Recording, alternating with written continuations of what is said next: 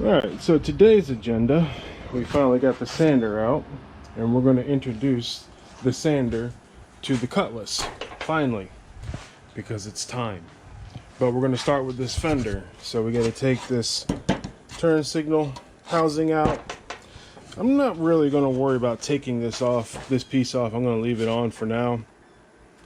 But I'm also going to sand and clean the inside of here. Yeah, look, the stock locations of the Cutlass Supreme emblems. I'm going to sand and paint the inside of here also, because I don't want it, I want to treat it, and I want to make sure everything's nice and done, because I don't want, any surface rust to come back later on down the line, like a little bit starting there. I'm going to do a nice restorative paint job and cleaning on this, and I don't want anything coming from the inside out, because I want this to last. Well, I want every car to last, but this was my first car. This has, preferential treatment. But then again, it's also 40 some years old, 40 going on 45. So we're going to do the inside, but I got to clean that first. I'm not too worried about cleaning it right now. So what I'm going to do is just work on the outside. And this thing, I forgot how heavy these things are, just from moving it a couple days ago. So, but first, get this housing and stuff out of the way so I don't sand the housing. And then that's it. Oh, and because there is no body filler on here yet, but I believe there is a spot.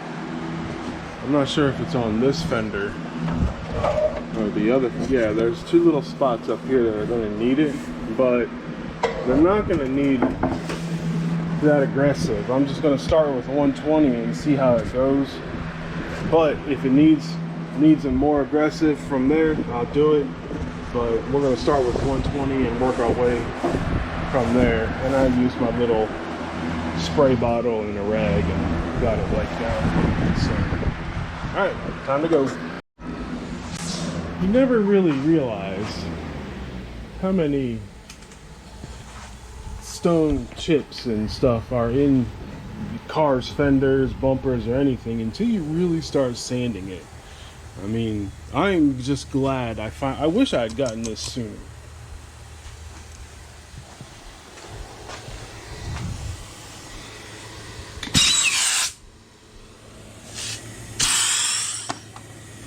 I got a leak somewhere.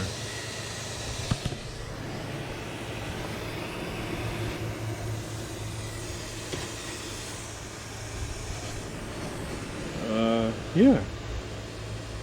I lost 5 pounds of pressure already. It's supposed to be at 165.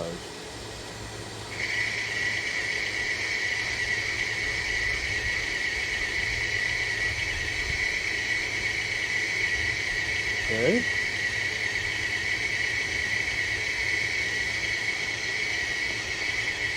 Let's go to 60.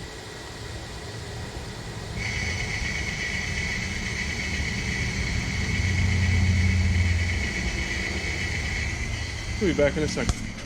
Well, it didn't take many bolts to get all this apart, but it actually ended up being just this joint right here that was leaking bad enough to where it took it down to 130 in a matter of minutes.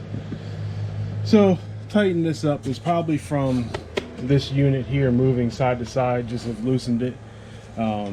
So that means I just have to be more careful when storing my air hose on here, so that this doesn't get twisted and loosen this up anymore.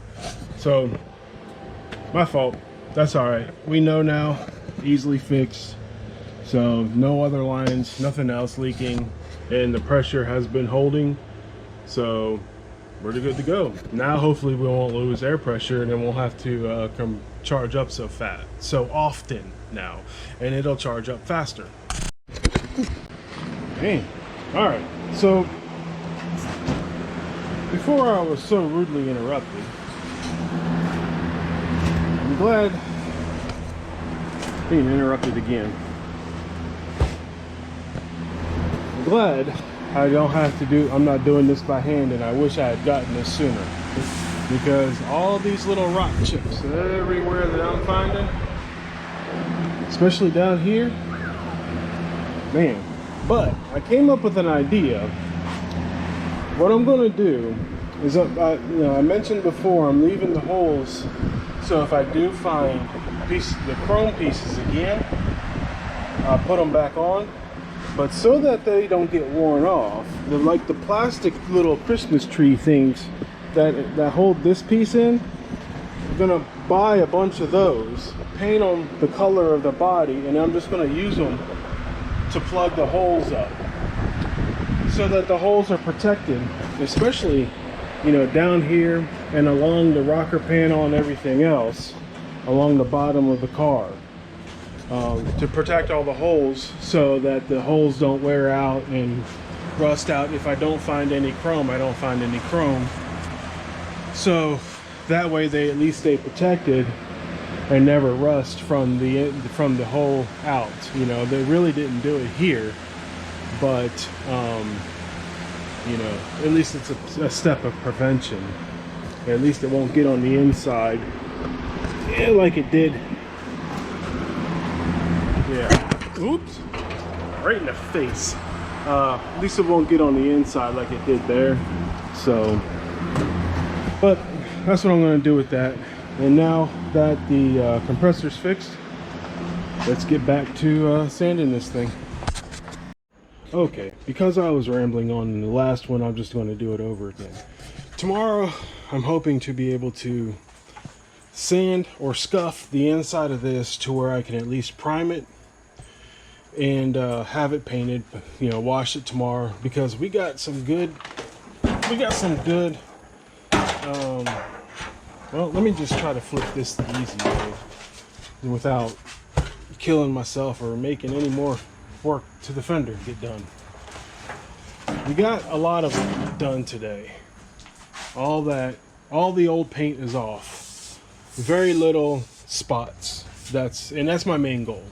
So tomorrow we're gonna get it all feathered out. Hopefully all this feathered out, smoothed out, leveled, and we'll get it primed hopefully tomorrow or the next day, so that we can block sand it and have it nice and ready to go, so we can move on to the next body part. That's the goal. If not, we keep on going. So other than that, that is what I got done today. Thank you for hanging out. If this is your first time coming by, please think about subscribing. And if this is not your first time, please thank you for coming by, and please leave a comment. So I will see you all later. Like, comment, and subscribe, and I'll see you tomorrow.